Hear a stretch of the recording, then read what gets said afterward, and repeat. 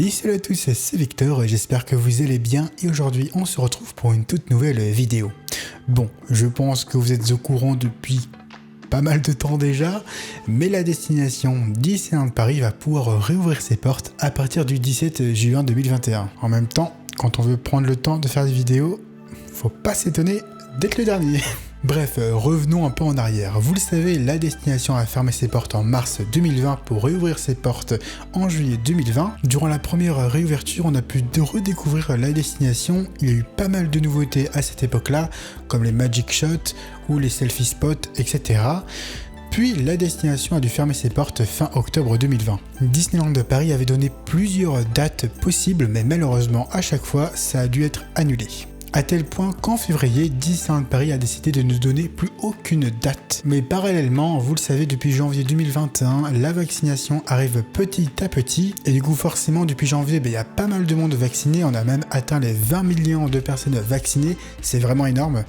Et plus le temps passait, plus la vaccination sera ouverte à tous. Et donc, plus il y a de gens vaccinés, moins il y aura de personnes à l'hôpital et donc moins de morts. Et donc, forcément, le résultat, c'est qu'on va pouvoir retrouver la vie qu'on avait auparavant. Bien entendu, au moment où je vous parle, les restaurants, les bars, etc. sont encore fermés, mais au moment où vous verrez cette vidéo, ça sera l'ouverture. Ce qui est évidemment une excellente nouvelle pour le monde de la restauration, etc. Alors vous devez peut-être être au courant, mais pendant une semaine et demie, il y a eu des négociations entre les parcs d'attractions comme Disneyland Paris, Parc Astérix, le Puy du Fou et tout simplement le gouvernement. Je vais pas vous mentir que personnellement à ce moment-là j'étais mitigé en fait, parce qu'une semaine et demie de négociations, c'est plutôt long quoi. Enfin moi je trouve ça plutôt long pour une négociation d'ouverture, je trouve ça même extrêmement long et honnêtement j'avais un peu peur que ça parte un peu en sucette quoi. Bon au final il y a eu pas mal de nouvelles pour les destinations, comme par exemple cette histoire de passe sanitaire qui ne fonctionnera pas à Disneyland Paris ou même dans les autres parcs d'attractions. Alors moi je vais pas vous mentir, j'étais pour le pass sanitaire pour la simple bonne raison que Disneyland Paris c'est la première destination touristique d'Europe et qu'il était très important que toutes les personnes qui vont à Disney soient en bonne santé pour éviter de contaminer d'autres personnes, etc. Parce que là on parle pas d'un simple supermarché ou d'un commerce classique, on parle quand même de la première destination touristique d'Europe. Pour moi c'était essentiel qu'il y ait le pass sanitaire. Mais bon, le gouvernement a décidé autrement et en soi c'est même une très bonne nouvelle pour la destination parce que du coup tout le monde pourra aller à Disneyland Paris. Mais bref, maintenant revenons un peu sur les nouveautés qui nous attendent. Et vous allez voir qu'il y a énormément de nouveautés. D'ailleurs, en parlant de la première réouverture en juillet 2020, il y avait évidemment un nombre de guests limité par jour. Et cette limite était de 25 000. Durant la deuxième réouverture, il y aura un peu plus de monde, notamment parce que les conditions peuvent le permettre, parce que la vaccination est là, etc. Disneyland Paris pourra accueillir tout simplement 28 000 guests. Bon, ce n'est pas non plus le double ou quoi que ce soit, mais c'est déjà plutôt une bonne nouvelle, je trouve. Après, la question que je me pose, c'est que est-ce que Disneyland Paris va atteindre les 28 000 guests un jour? On a notamment pu le voir en 2020 que Disneyland Paris n'a jamais atteint les 25 000. Donc est-ce qu'on va réussir à les atteindre cette fois-ci? Ça serait plutôt une très bonne nouvelle pour la destination qui a besoin d'avoir du monde. Bref, on verra ça dans le futur. Concernant les horaires d'ouverture, vous pourrez accéder au parc Disneyland de 9h30 à 20h et au parc Walt Disney Studios de 9h30 à 18h. Mais à partir du 3 juillet, il y aura un petit changement concernant le parc Disneyland, car vous aurez accès au parc jusqu'à 21h, soit une heure de plus, ce qui est clairement plutôt une bonne nouvelle, on va pas se le cacher. Et durant la première réouverture, on a eu le droit à la nouvelle musique Welcome Back. Personnellement, j'étais un grand fan de la musique, c'est même mon réveil, pour vous dire, c'est mon réveil actuellement. Je me réveille un petit peu en douceur, j'aime bien Welcome Back. Et cette année, on va avoir le droit tout simplement à une petite nouvelle musique. Alors cette nouvelle musique s'appelle A Brand New Day. Elle a été créée à Tokyo Disneyland pour fêter le 35e anniversaire de la destination en 2018. Bon, on va pas se mentir, Disneyland Paris aime beaucoup s'inspirer de Tokyo Disneyland, mais après tout, pourquoi pas? Tokyo, ils font d'excellentes musiques, donc pourquoi pas. Personnellement, j'ai vraiment hâte de découvrir cette nouvelle version, car je pense qu'elle va être vraiment pas mal. Évidemment, concernant le parc Disneyland, vous aurez toujours les Magic Shots ainsi que les Selfie Spots. Alors personnellement, j'étais vraiment un grand fan de Magic Shots. Pourquoi? Parce que tout simplement, c'est un peu comme les Pokémon, j'adorais les faire pour un peu tous les avoir, quoi. Donc voilà, honnêtement, je suis un grand fan de Magic Shot, j'espère qu'il y aura des nouveautés quoi. J'espère qu'on va pas forcément retrouver les mêmes que l'année dernière. J'espère vraiment qu'on va retrouver des nouveaux Magic Shots, ou même pour les selfie spots, ça serait cool d'avoir des nouveautés. D'ailleurs, on a même pu voir qu'il y aurait Mini en version JBJ comme l'année dernière. J'espère cependant qu'on pourra la voir bien plus longtemps que l'année dernière, parce que l'année dernière elle était présente très rarement. Donc j'espère que cette année on pourra la voir bien plus souvent. Moi, le truc qui me hype le plus, c'est le retour du train express. Alors pourquoi, vous allez me dire? Parce que je suis fan de ce char, j'adore ce char. En fait, pour tout vous expliquer, c'est que une des premières fois que je suis venu à Disney, enfin du moins un de mes souvenirs que j'ai de mes premières fois, c'était ce char en fait. Je me rappelle très bien être entré, qu'il y avait ce char en mode 15e anniversaire à l'époque, et voilà, j'étais fan de ce char en fait. Et puis surtout, j'ai grandi avec lui parce que depuis le 15e anniversaire jusqu'au 25e anniversaire, on le voyait chaque année, et chaque année il changeait de couleur, il changeait de style. Enfin pour moi à l'époque, je trouvais ça incroyable. Le seul truc qui je suis un peu déçu, c'est que j'aurais aimé le voir avec des couleurs différentes, avec un style différent, parce que on va pas se cacher qu'il est depuis 2016 comme ça. Je pense qu'un petit coup de peinture ou un petit coup de nouveau design lui refait le plus grand bien. Évidemment, il n'y a pas que des bonnes nouvelles, il y a aussi des mauvaises nouvelles, mais vous inquiétez pas, c'est pas trop des mauvaises nouvelles, parce que on a déjà connu ça en 2020, c'est la fermeture de certains restaurants. Alors je me les note parce que sinon j'oublie à chaque fois évidemment. Donc il y a évidemment le Todol qui est fermé, le Fuente del Oro, je vais jamais le dire, mais bon. Voilà. L'auberge de Cendrillon, le Silver Spur, évidemment le Walt qui reste fermé. Concernant les nouveautés au parc Walt Disney Studios, bien entendu vous retrouvez évidemment des Magic Shots et des Selfie Spots. J'espère aussi qu'on aura beaucoup de nouveautés là-dedans. Mais évidemment, il y a deux nouveautés majeures qui vont arriver au parc Walt Disney Studios. Tout d'abord, la première, évidemment, c'est l'attraction Cars Road Trip qui arrivera dès l'ouverture du parc, c'est-à-dire le 17 juin. Et ça, c'est une excellente nouvelle. Mais cependant, je pense qu'il faut aussi un peu recontextualiser de pourquoi Cars arrive à Disneyland Paris. Revenons un petit peu en arrière en 2018. 2018, le 27 février 2018, Bob Iger vient à l'Elysée pour annoncer le projet des 2 milliards d'euros. Puis évidemment, 2 à 3 mois après, il y a eu cette fameuse soirée Inside Ears. Alors tout d'abord, qu'est-ce que c'est que les soirées Inside Ears? On va dire que c'est des soirées pour annoncer des plus petites nouveautés, des nouveautés moindres, on va dire des petites, moyennes nouveautés. Et si Cars a été annoncé à ce moment-là, ce n'est pas pour rien. Justement, c'est parce que Disney savait très bien ce qu'ils allaient en faire et que ça n'allait pas être l'attraction de l'année non plus. Mais attention non plus, il ne faut pas non plus tomber dans le scénario inverse de dire ça va être nul, ça va être laqué, etc. Pour moi, à Disney, il n'y a pas de bonnes ou de mauvaises attractions. Bon, pour moi, à Disneyland Paris, même dans la vie en général, c'est pas noir ou blanc, c'est pas juste c'est trop bien ou c'est trop nul, ou il n'y a pas de j'aime cette attraction ou j'aime pas. En fait, il y a des attractions que j'aime bien, d'autres que j'adore, d'autres que j'aime moins, d'autres que je déteste. Voilà, il y a pour moi plusieurs, on va dire, catégories entre guillemets. Et on va dire que ce que je vois sur Twitter, c'est beaucoup de oh, ça va être nul, etc.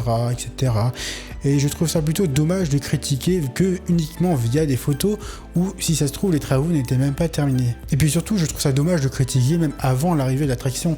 Je pense qu'on verra ce que ça va donner vraiment à la réouverture. Et puis encore une fois, Disney n'a jamais vendu cette attraction comme la plus grosse nouveauté de l'année. Pour vous dire la vérité, je trouve même que Disney a été très silencieux sur Cars, c'est-à-dire qu'il n'y a aucune pub par rapport à l'ouverture de Cars, il n'y a aucun communiqué même pour le grand public, etc. Il n'y a que les fans qui sont au courant de l'arrivée de cette nouvelle attraction.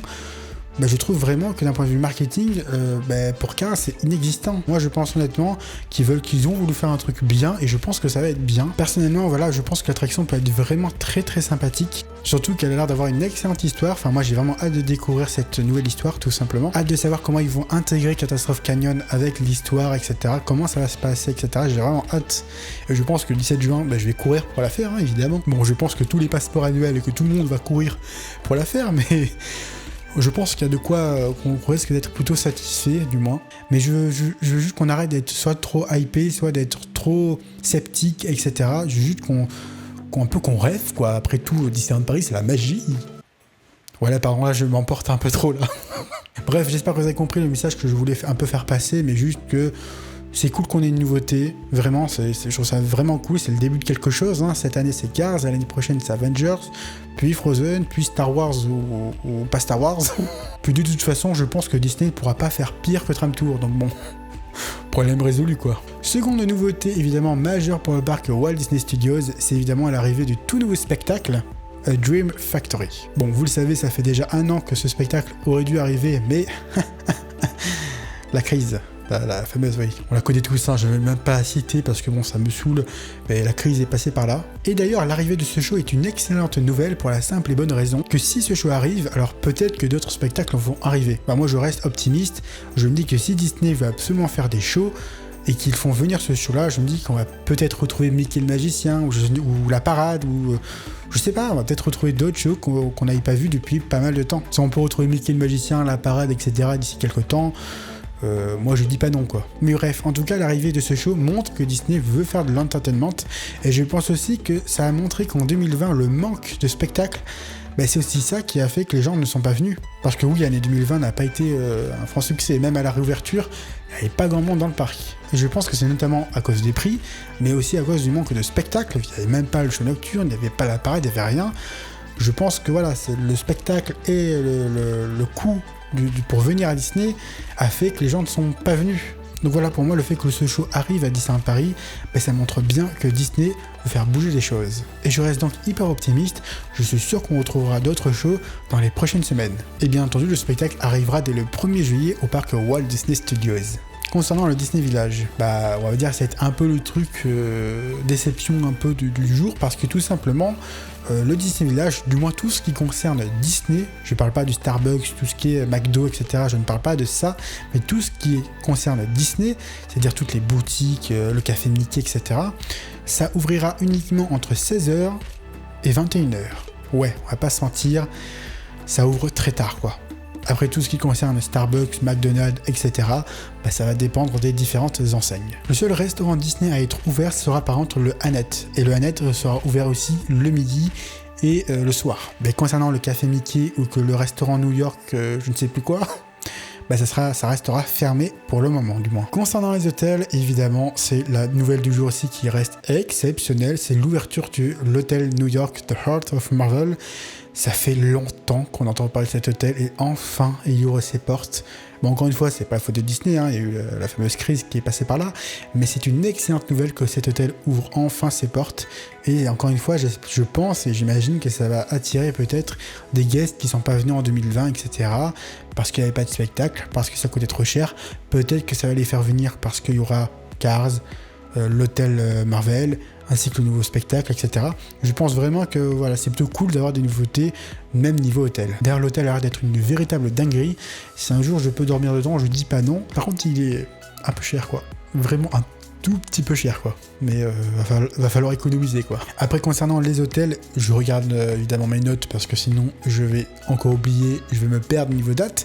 Mais l'hôtel Cheyenne devrait ouvrir ses portes dès le 1er juillet et le David Crockett dès le 13 juillet. Les autres hôtels devraient ouvrir plus tard dans l'année. Je préfère pas donner de date parce qu'on sait très bien ce que ça a donné l'année dernière. Il y a eu des dates, mais ça n'a pas du tout été respecté, donc on verra dans le futur ce que ça va donner.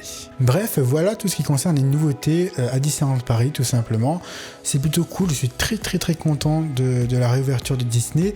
Moi, je serai présent à Disney le 17 et le 18 juin, donc je suis vraiment trop hypé et j'ai vraiment hâte d'y être parce que je pense que ça va être 2 jours incroyables. Évidemment, il y aura des vlogs, je vous compte vous faire des vlogs, évidemment. Donc voilà, je vais vous faire certainement 2 vlogs, et il y aura aussi certainement pas mal de vidéos autres que les vlogs ou que des vidéos infos, parce que je pense notamment vous montrer Cars, pourquoi pas filmer Cars et vous le montrer hors vlog, etc. Pourquoi pas aussi tout simplement montrer à la réouverture ce qui va se passer, etc., le 17, etc. Voilà, donc il y aura plein d'autres vidéos qui vont arriver à la réouverture de Disney et évidemment des vlogs, plein d'autres vidéos qui sont en cours de préparation. Et puis voilà, j'ai hâte d'y être et j'ai même hâte, pourquoi pas, qu'on se voit tout simplement. Voilà, tout simplement. Bref, sur ce, on se retrouve très vite pour une prochaine vidéo. Abonne-toi, like, commente. Et puis en tout cas, nous on se retrouve très vite pour une prochaine vidéo. Sur ce, à la prochaine. Bye.